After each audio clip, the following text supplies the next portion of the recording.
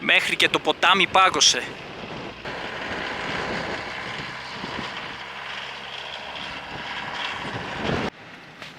Το Tren a las Nubes, που σημαίνει τρένο στα σύννεφα, ξεκίνησε να λειτουργεί το 1948 και συνέδεε την βορειοδυτική Αργεντινή με τη Χιλή. Τώρα πια λειτουργεί για τουριστικό σκοπό μόνο και κάνει μια μικρή διαδρομή από το γειτονικό Σαν Αντώνιο ντε λος Κόμπρες μέχρι αυτήν εδώ την περίφημη γέφυρα που βρίσκεται στα 4.220 μέτρα υψόμετρο.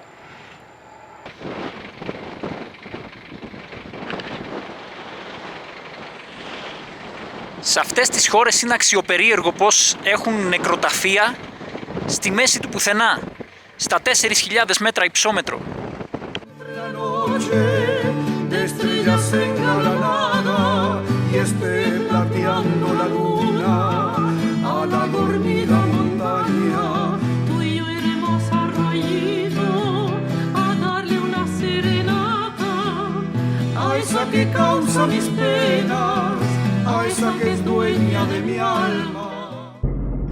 Βρισκόμαστε σε ορεινή έρημο, γύρω στα 4.000 μέτρα υψόμετρο, και βλέπετε μας έχει πιάσει αμμοθίελα.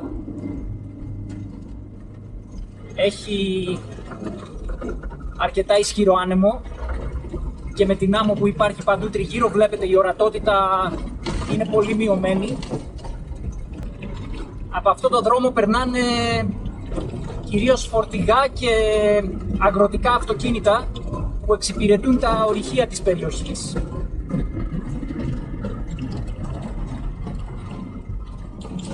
Βλέπετε εδώ η άμμος έχει καλύψει το δρόμο.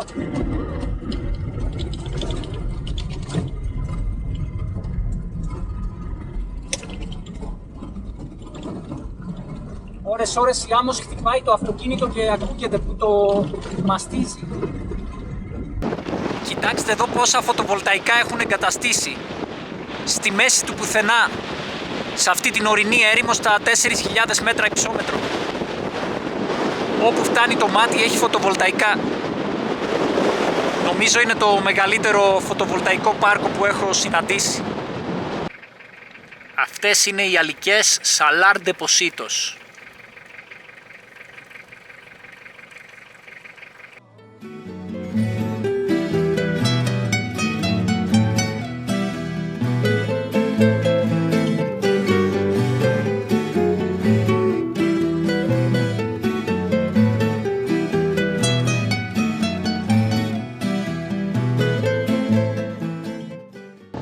Μπήκαμε στη Desierto del Diablo, δηλαδή την έρημο του διαβόλου.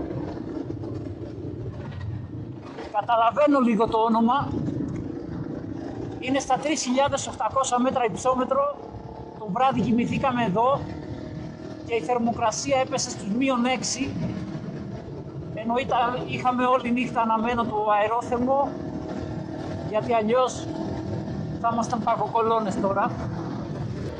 Εντάξει, το τοπίο είναι πανέμορφο, βλέπετε, είναι πολύ ιδιαίτερο, έχει αυτούς τους παράξενους λόφους και είναι σαν να οδηγάμε στον Άρη.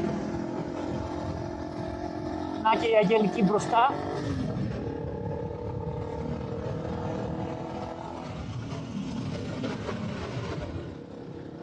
Όλα καλά, τι έγινε και σταμάτησες?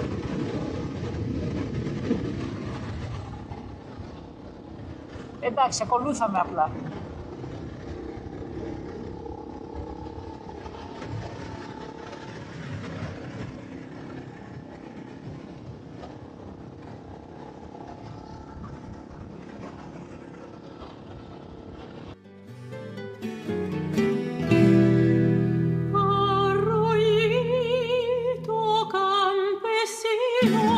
Quisiera que le llevara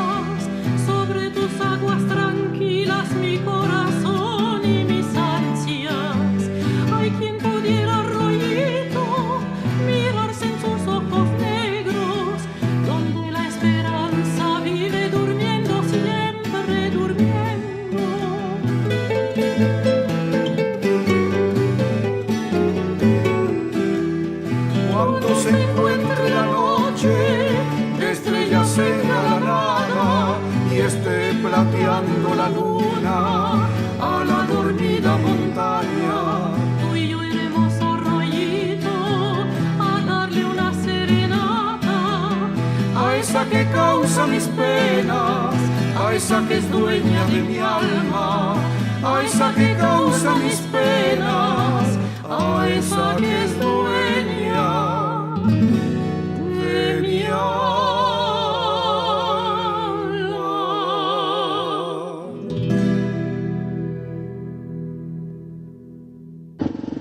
Αυτό είναι το Tolar Grande, που να ήταν και πεκένιο. Η Άγρια Δύση είναι κοσμοπολίτικη μπροστά σε αυτούς τους οικισμούς. Αυτά τα χωριά βέβαια όλα εξυπηρετούν κυρίως τα ορυχεία της περιοχής, έτσι.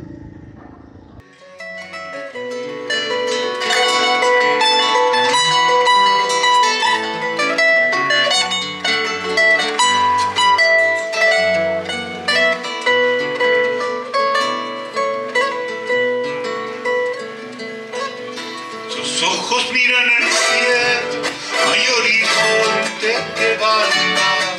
Tus ojos miran el cielo, no hay horizonte que valga. Sobre las cosas.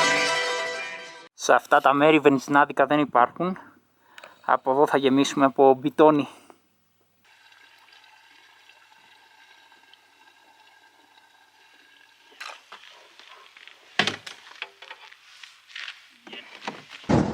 Τώρα οδηγούμε στις αλικές Salar de Arizaro.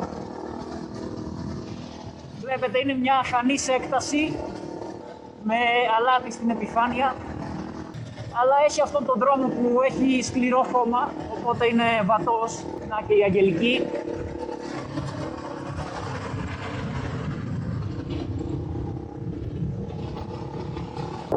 Εδώ έτσι έφτιαχναν τα κτίρια τους. Με ένα μείγμα λάσπης και άλατος. Έχετε ξαναδεί αεροδιάδρομο από αλάτι? Εδώ στις αλικές έχουν φτιάξει.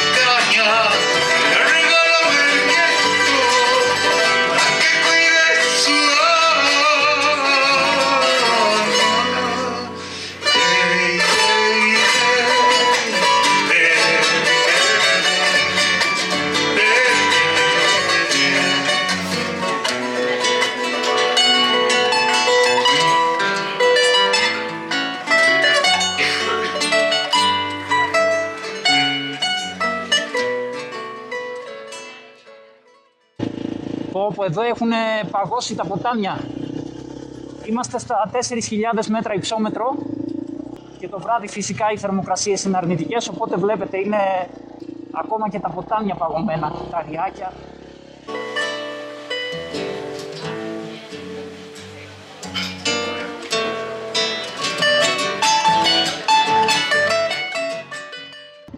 Εδώ έχει και πάνω στο χωματόδρομο πάγο, οπότε θέλει πολύ προσοχή. Σταθερό γκάζι, κάθετα η μοτοσικλέτα.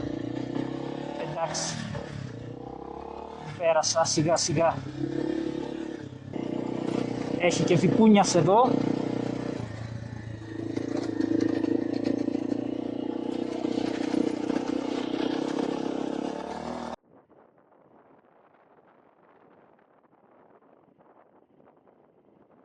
Σήμερα κάνω μόνος μου μια ιδιαίτερα απομακρυσμένη διαδρομή και αρκετά δύσβατη τουλάχιστον για το βανάκι. Οπότε πηγαίνω μόνος μου με τη μοτοσικλέτα μου Θα ανέβω μέχρι τα 5.000 μέτρα υψόμετρο πάλι. Οδηγώ σε αυτή την ορεινή έρημο, η οποία βλέπετε έχει ένα αλόκοτο σκηνικό, και θα επισκεφτώ αρκετές λίμνες και το ηφαίστειο Γκαλάν, που θεωρείται ότι έχει το μεγαλύτερο κρατήρα στον κόσμο. Για να δούμε, ελπίζω να μην έχω πρόβλημα με το εξαράκι μου. Εδώ στο κάμπο Λαστόμπας υπάρχουν κάποιες βραχογραφίες που χρονολογούνται από το 500 μετά Χριστό.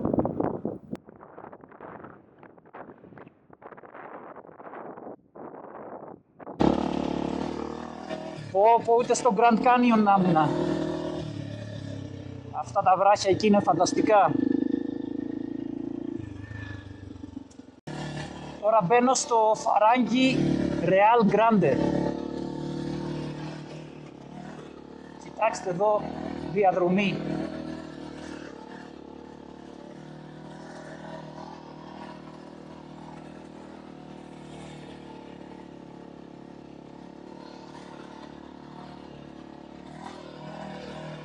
Απίστευτο, οδηγώ μέσα στο φαράγγι.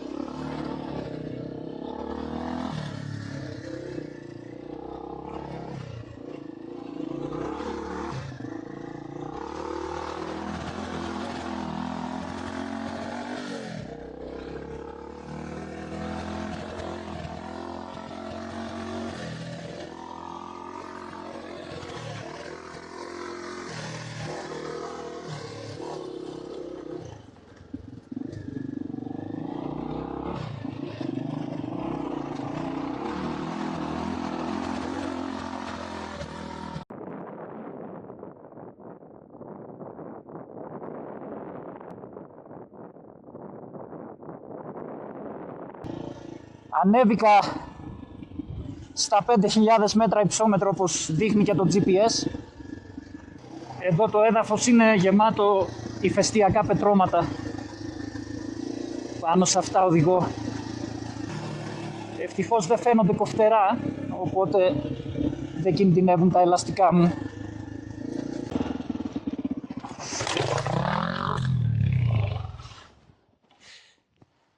Πω.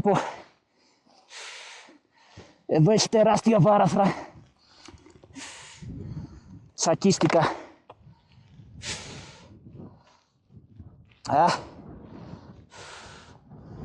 Και πώς τη σηκώνουμε τώρα τη μοτοσικλέτα που έπεσε στη κατηφόρα.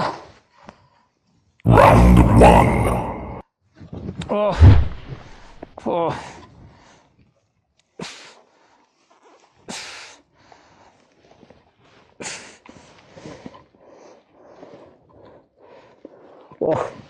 Έσπασε και ο καθρέφτης.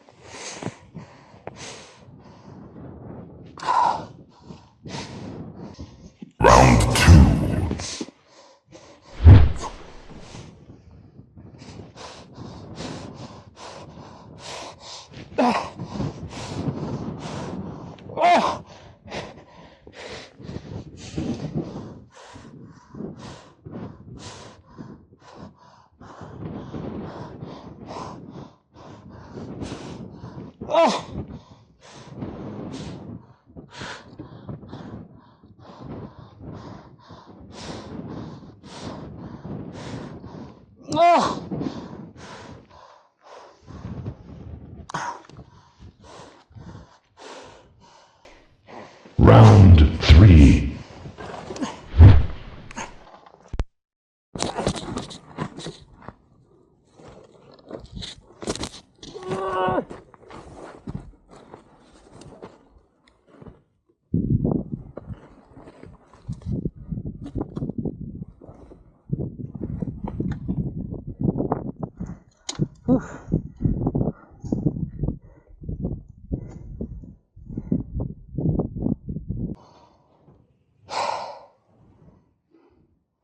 Τη σήκωσα τη μοτοσικλέτα,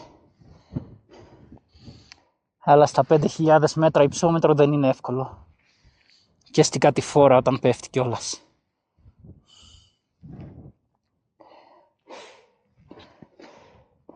Έχω και μερικές απώλειες. Ο ένας ο καθρέφτης δίπλωσε έτσι όπως είναι σχεδιασμένος να διπλώνει για να προφυλάσσεται και δεν έσπασε. Ο άλλος έτσι όπως έπεσε δεν δίπλωσε και έσπασε.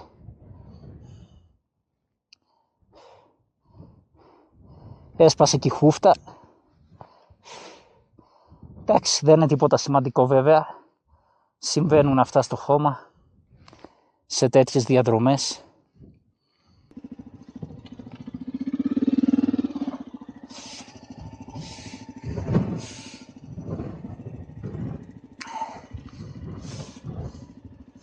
Όπου έχει τεράστια βάραθρα.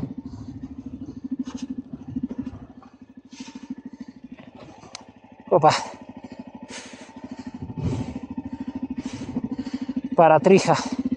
Δεν μπορώ και να πατήσω κάτω εδώ.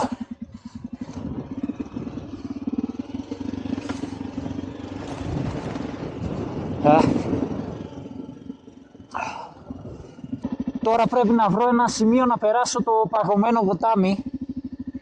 Εδώ είναι πολύ φαρδί και σίγουρα αν πατήσω στον πάγο αυτόν θα καταρρεύσει. Λίγο πιο πάνω βρήκα ένα σημείο στενό που άμα περάσω με φόρα ίσως να μην προλάβουν να πέσουν οι ρόδες στο κενό. Για να δούμε.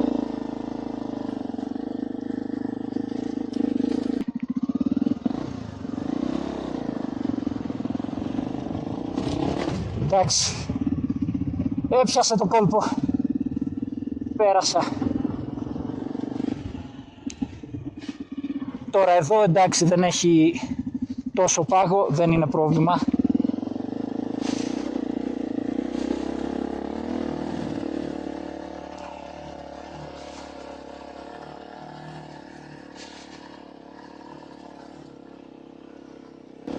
Τώρα ουσιαστικά οδηγώ μέσα στον κρατήρα του ηφαιστείου Γκαλάν και θα πρέπει να ανέβω από την άλλη μεριά στη κορυφή του ουσιαστικά πάλι, στην περιφέρειά του.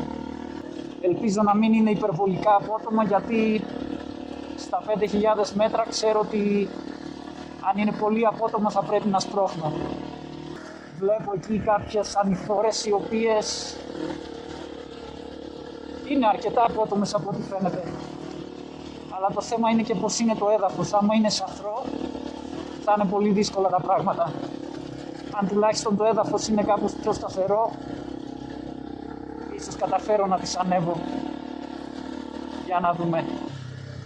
Εδώ έχω να διασχίσω και πολύ πάγο.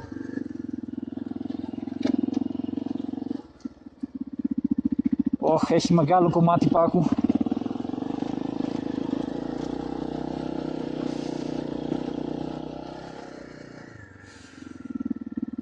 Κανονικά πρέπει να το διασχίσω από εδώ τώρα. Ελπίζω να είναι αρκετά χοντρό και να μην καταρρεύσει. Για να δούμε.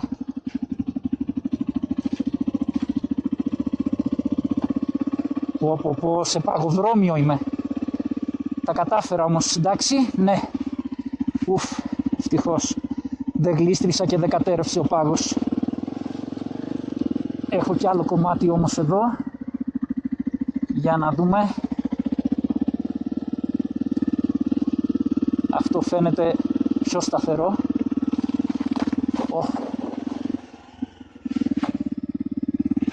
Κόντεψε να καταρρεύσει, αλλά εντάξει. Για να δούμε τώρα τις ανηφόρες. Είναι πολύ απότομα εκεί πάνω, δεν τη γλιτώνω. Ποια να διαλέξω τώρα. Ίσως αυτή η δεξιά να είναι καλύτερη. Για να δούμε από εδώ.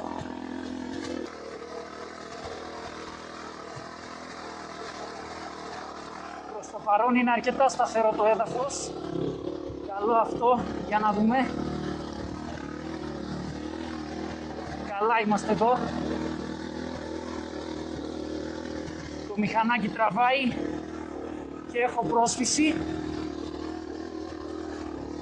Εδώ γίνεται λίγο σαθρό. Εντάξει.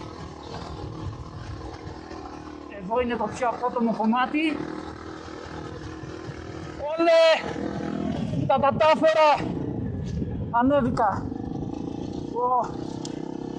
Εντάξει. Άλλη διέξοδος δεν υπήρχε. Εδώ έπρεπε να ανέβω. Τα κατάφερα. Τώρα στο βάθος βλέπω την παγωμένη, από ό,τι φαίνεται, λαγκούνα Διαμάντε. Όπου έχει και ισχυρούς ανέμους.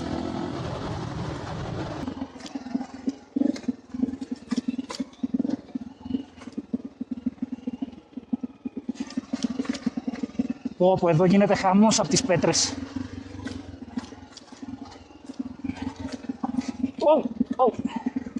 Παρατρίχα.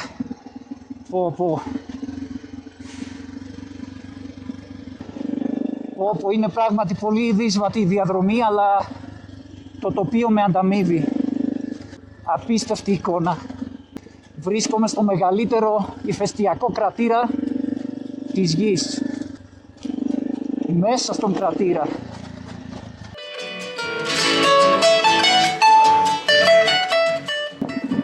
Το απίστευτο τοπίο. Ολόκληρη λαγκούνα Διαμάντε είναι παγωμένη. Ίσως γι' αυτό να την ονόμασαν έτσι, γιατί φαίνεται σαν διαμάντι.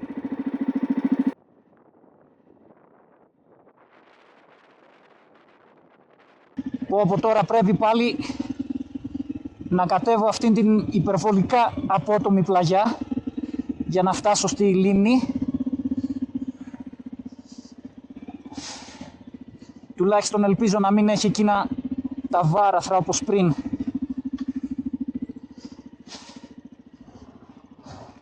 Ευτυχώς που διάβασα και κάνω τη διαδρομή σε αυτή την κατεύθυνση, γιατί ανάποδα αποκλείεται να μπορούσα να ανέβω αυτές τις ανηφόρες σε τέτοιο υψόμετρο και με τέτοιο σαθρό έδαφος. Ευτυχώς κάνω τον κύκλο από την Αντοφαγκάστα Ντελασχέρα προς τη Λαγκούνα Διαμάντε, γιατί όπως διάβασα έτσι κατεβαίνω τις απότομες κλίσεις.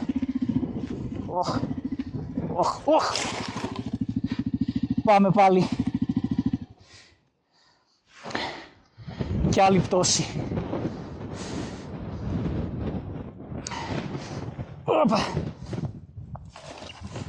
Όπα.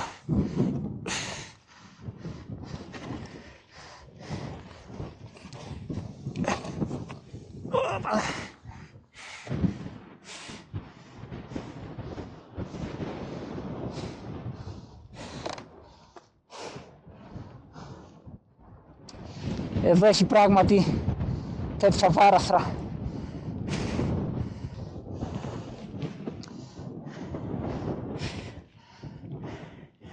Ίσως καλύτερα να τα κατέβω βήμα-βήμα δίπλα στη μοτοσυκλέτα.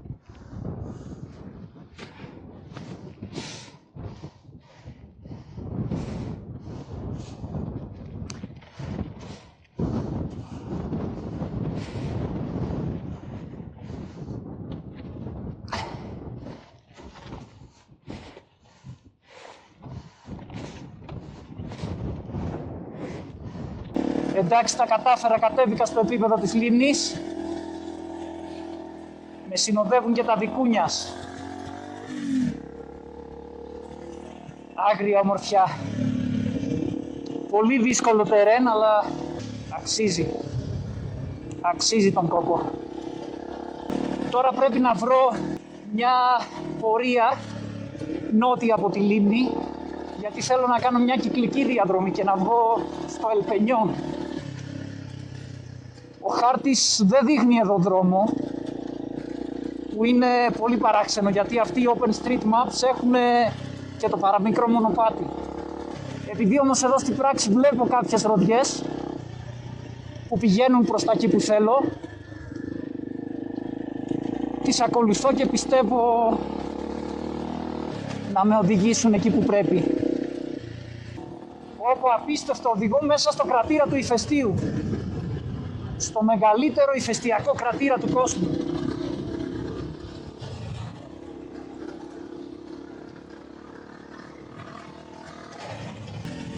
εντάξει, από ό,τι φαίνεται βγαίνω εκεί που θέλω. Αυτός πρέπει να είναι ο δρόμος για να συνεχίσω νότια. Και μια αλεπουδίτσα, Ζόρο Γκρίς τα λένε αυτά. Νάτι, δεν φοβάται.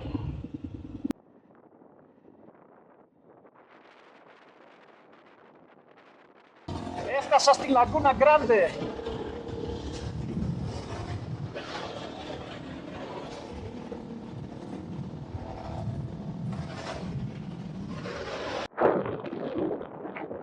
Παγωμένη είναι και η Λαγκούνα Γκράντε. Εδώ φαίνονται και κάποια φλαμίγκο. Έχει και εδώ βικούνιας που βόσκουν ελεύθερα το λιγοστό χορταράκι των υψηπέδων αυτών.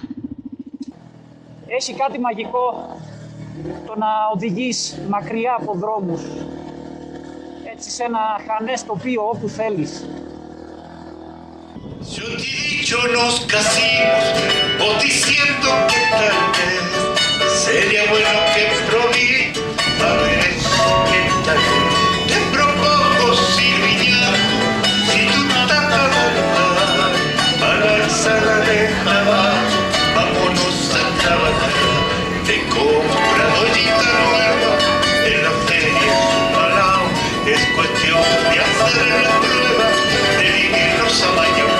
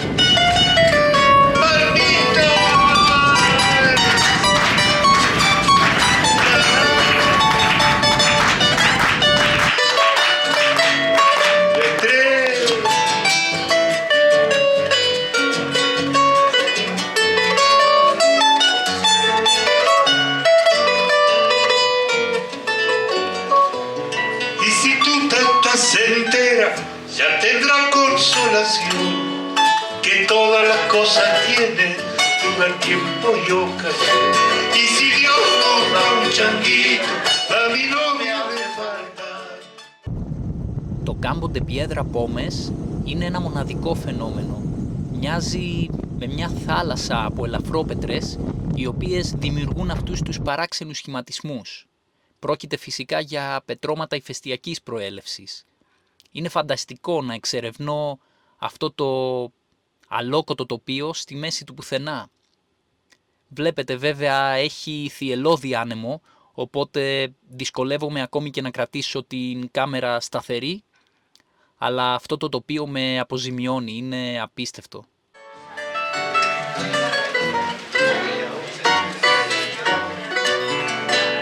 De mi niña esa boquita tan llena de encanto, Ravelito tilcaré, Ravelito canto, écheme una miradita con sus lindos ojos, Ravelito tilcaré, Ravelito rojo, agüita de guasamayo, agua colorada, son las que tiene yo no quiero.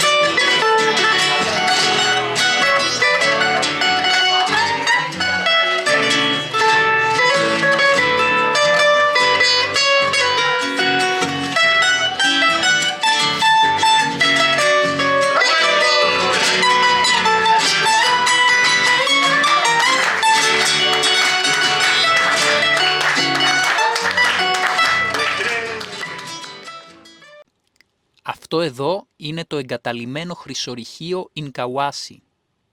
Ινκαουάσι σημαίνει το σπίτι των Ίνκας και ονομάζεται έτσι γιατί πιστεύετε ότι πριν φτάσουν οι Ισπανοί στην Αμερική, οι Ίνκας εκμεταλλεύονταν το χρυσάφι της περιοχής αυτής. Ύστερα βέβαια το ορυχείο πέρασε στα χέρια των Ισπανών κατά τον 18ο αιώνα και συνέχισε να λειτουργεί μέχρι το 1954. Το ορυχείο βρίσκεται στα 4.000 μέτρα υψόμετρο, δίπλα στη Salar del Hombre Muerto, δηλαδή τις σαλικές του νεκρού άντρα. Κατά πάσα πιθανότητα ονομάστηκαν έτσι επειδή στην περιοχή βρέθηκαν πολλές μούμιες. Με τόσους κραδασμούς εδώ πέρα έσπασε η βάση της χάρας μας. Το ένα από τα 6 ποδαράκια. Τώρα παλεύω κάπως να το στηρίξω, να το δέσουμε με ημάντες και φυσικά θα πρέπει να το κολλήσουμε καλύτερα μόλις βρούμε κάποιον συγκολλητή.